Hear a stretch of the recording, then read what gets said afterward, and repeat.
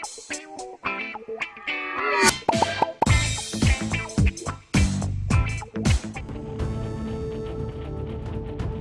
के Rajiv Gandhi international airport पर ओहदेदारों ने एक खातून के कब्जे से 12 किलोग्राम मुंशियात जब्त किए, जिसकी कीमत 12 करोड़ रुपए बताई जाती है।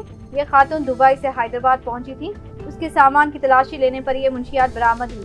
उसने मुख्तलिफ पैकेट्स में मुंशियात को रखे थे। पुलिस के मुताबिक उसका एक और चेकिंग बैग लापता हो गया था, जिसके उसने शिकायत भी दर्ज कराई थी। वो बैग भी हफ्ते के दिन हैदराबाद पहुंचा, जिसके तफसीली मायने पर मजीद 6 किलो मुंशियात बरामद हुई। इस तरह दोनों बैग से जुमला 12 किलोग्राम मुंशियात बरामद की गई। इस खातून को NDPS एक्ट 1945 के तहत गिरफ्तार कर लिया गया। शराब तमाम बुराइयों की जड़ है और ये इंसान को शैतान बना देती है। वो हालात नशे में माँ बाप, बीवी बच्चों किसी की परवाह नहीं करता और उनके साथ कुछ भी कर सकता है। ऐसा ही एक वाकया जुमे की दरमियानी शब सूर्यापेट में पेश आया, जहां नशे में धुत एक बाप ने अपनी 1 साला बेटी को मार मार कर हलाक कर दी। रिपोर्ट्स के मुताबिक वेंकटेश हालत नशे में घर वापस हुआ। इस दौरान उसकी 1 साला बेटी मुसलसल रोए जा रही थी। उसने हालत बरहमी में शेरख्वार बेटी को फर्श पर दे मारा। वेंकटेश के घर पहुंचकर गड़बड़ करने पर उसकी बीवी ने उसे समझाने की कोशिश की, जिसके साथ ही सूरत हाल बिगड़ गई और उसने अपनी रोती हुई बेटी भावना के पैर पकड़े और उसे फर्श में दे मारा। नतीजे में मासूम लड़की के सर में शदीद जख्म आए और अस्पताल पहुंचने पर उसे वेंटिलेटर पर रखा गया। ताहम आज सुबह वो जाबर ना हो सकी। फरार होने की कोशिश करने वाले इस जालिम बाप को पड़ोसियों ने पकड़कर पुलिस के हवाले कर दिया। डोनाल्ड ट्रंप इंतजामिया ने HB1 वीजा में फीस बढ़ाकर $1 लाख कर दी है। हिंदुस्तानी रुपयों में ये रकम 88 लाख रुपये बनती है। फीस में इजाफे से हिंदुस्तानी IT माहिरीन और IT कंपनियों के सबसे ज्यादा मुतासिर होने के खतरात पैदा हो गए।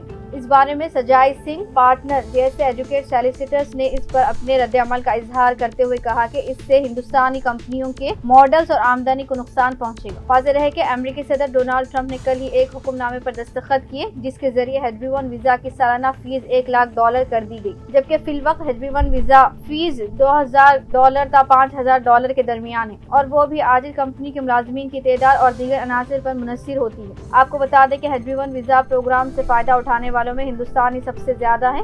हर साल दुनिया भर के माहिरीन के लिए 65,000 HB1 वीजे जारी किए जाते हैं, जबकि इस तरह के 20,000 इजाफी वीजे उन नौजवानों के लिए महफूज रखे जाते हैं जिन्होंने अमेरिका में एडवांस डिग्री हासिल की है।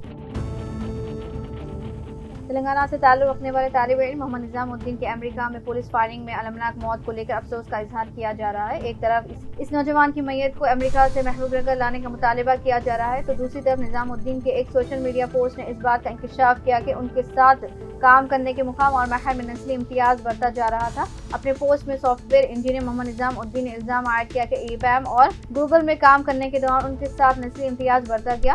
उन्होंने लिखा कि वो नस्ली मुताफियत, नस्ली इम्तियाज, नस्ली हरासानी, अजियत, फ्रॉड, गलत तरीके से नौकरी से निकाले जाने और नाइंसाफी का शिकार बनने पर यह वीडियो उसने अपनी मौत से 2 हफ्ते कबल पोस्ट किया। मोहम्मद निज़ामुद्दीन ने अपने वीडियो में यह भी कहा कि उसने उन तमाम के खिलाफ आवाज उठाने की कोशिश की। उनका यह भी कहना था कि अमेरिका में सफेद फॉर्म बाशिंदे खुद को बरतर गुमान करते हैं।